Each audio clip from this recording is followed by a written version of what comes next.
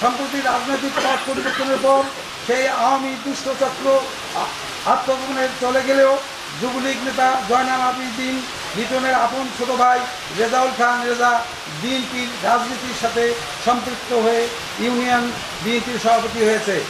এই রেজা খান গত শুক্রবার 26শে সেপ্টেম্বর সকালে তার সাঙ্গপাঙ্গ নিয়ে এসে আমার একটা দোকানের সারের 7 গোডাউন দেওয়াল ভেঙে ওই দোকানটি দখল করে।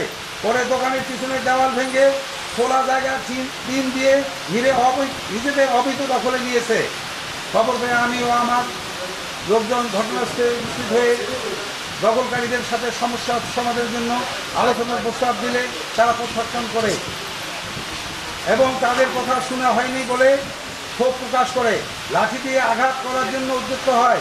এ সময় আমার সাথে লোকজন আমাকে প্রতিহত করে আমাকে উদ্ধার করে নিরাপদ স্থানে নিয়ে আসে।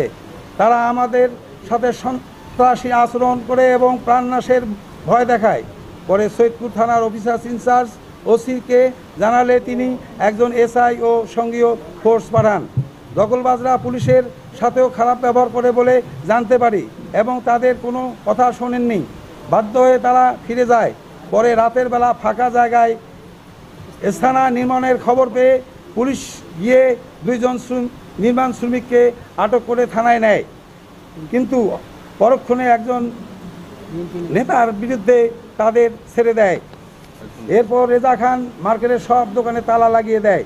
পরে পুলিশের হস্তক্ষেপে সার গোডাউন ও বিক্রয়ের দোকানের তালা খুলে দেয়। তবে পুরো দখলমুক্ত করার জন্য আমার কাছে 10 লাখ টাকা চাঁদা দাবি করে। চাঁদা না দিলে তারা দখল ছাড়বে না।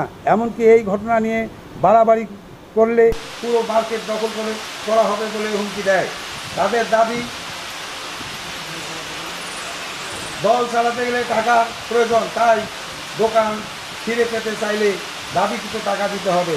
টাকা দিয়ে সহযোগিতা না করলে আরও বড় কিছু ঘটনা ঘটবে। এখানে এসে আর ব্যবসা করতে দেওয়া হবে না।